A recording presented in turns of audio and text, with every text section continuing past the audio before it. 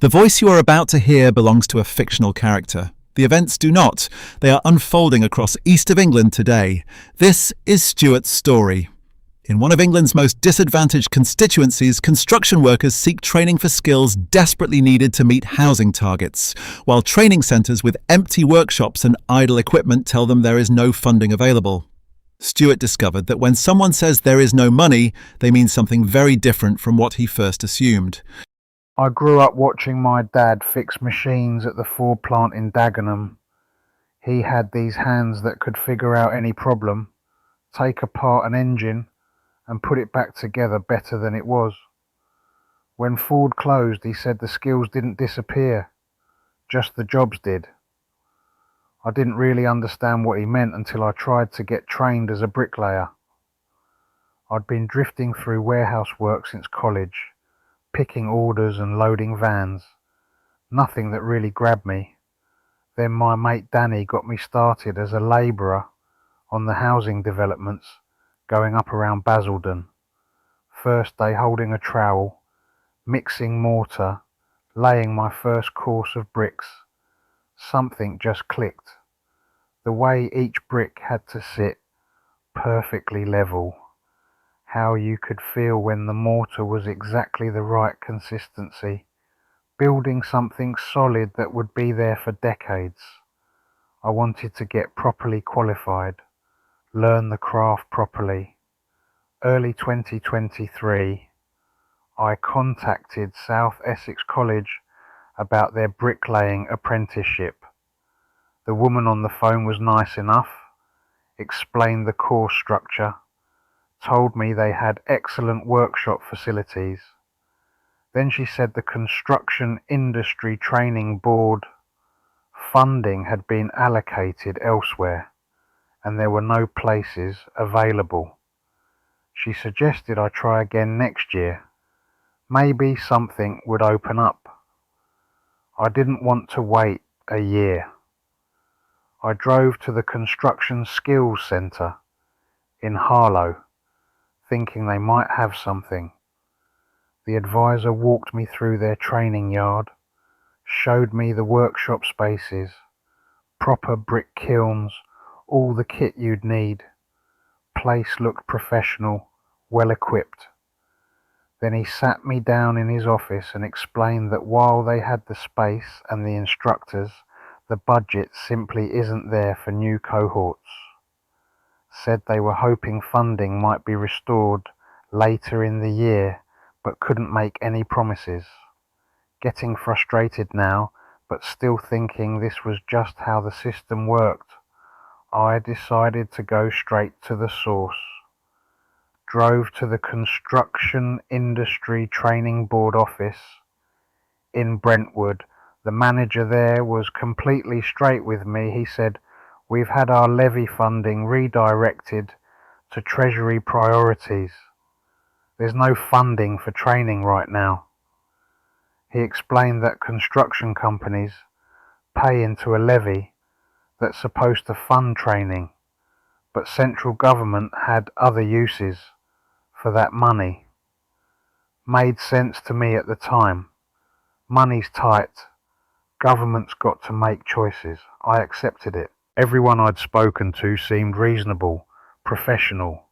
They weren't being awkward, just dealing with the reality of their budgets. I figured that's how things worked. You just had to wait until the money became available again.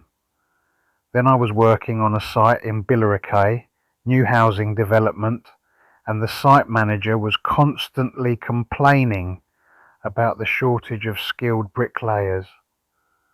Said they were behind schedule because they couldn't find enough qualified people. I got talking to this electrician who was unemployed looking for work, and he mentioned something that stuck with me. He said he'd walked past the Construction Skills Centre in Harlow the week before, seen the workshops through the windows, and they were completely empty.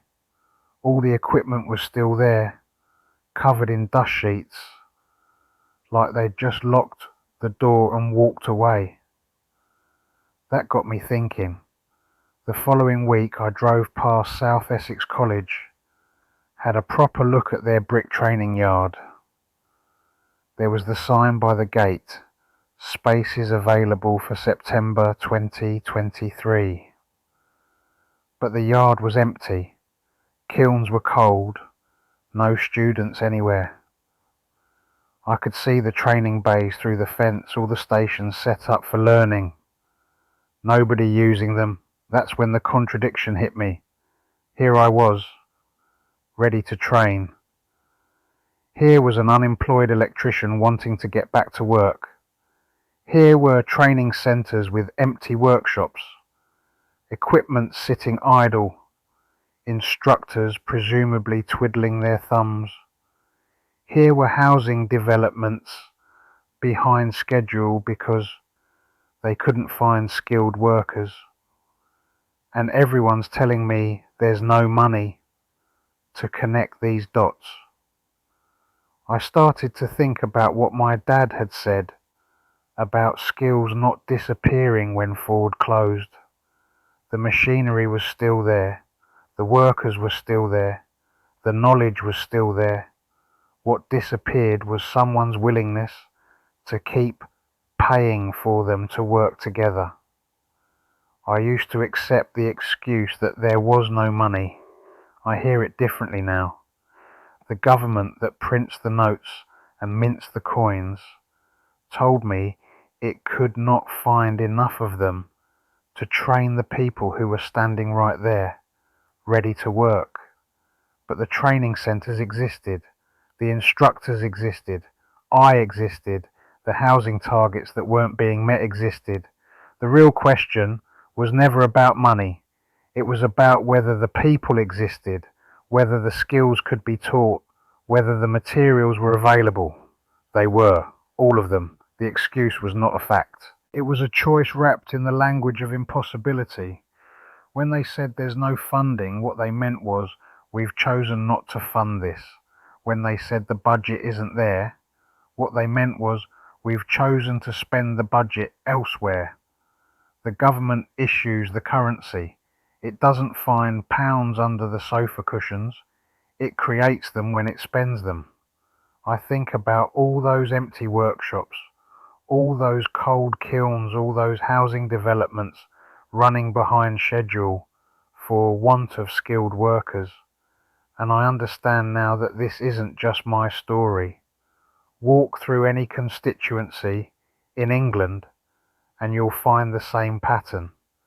People who want to work, work that needs doing, training centres with capacity, and someone in Westminster explaining that the cupboard is bare while holding the key to the mint.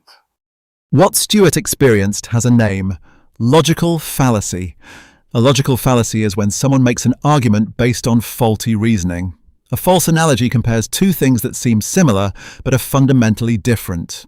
You might say a goldfish bowl is like an ocean because both contain water, but a goldfish bowl has fixed boundaries while an ocean connects to the water cycle of the entire planet. Every time someone told Stuart there is no money, they were making the same false analogy. They treated the UK government's budget like a household budget. A household must earn or borrow pounds before it spends them, but the UK government issues the pound. It creates money when it spends, just as it created the money in your wallet when it was first spent into existence. The Construction Industry Training Board levy exists, the training centres exist, the unemployed workers exist, the housing targets exist. When Treasury redirected construction training funds elsewhere, that was not a response to scarcity. That was a political choice about priorities. We cannot afford to build council housing, they say. Housing, they say. The UK government issues its own currency. It cannot run out of pounds. The question is whether we have the builders and land, not whether the Treasury can afford it. The resources existed, the people existed. The decision not to connect them was political, not financial. Basildon and Billericay ranks 148 out of 543 English constituencies for deprivation, placing it in the third decile of most disadvantaged areas according to the English Indices of Deprivation, 2025 from MHCLG. The constituency has 4,161 registered charities on the Charity Commission Register for England and Wales.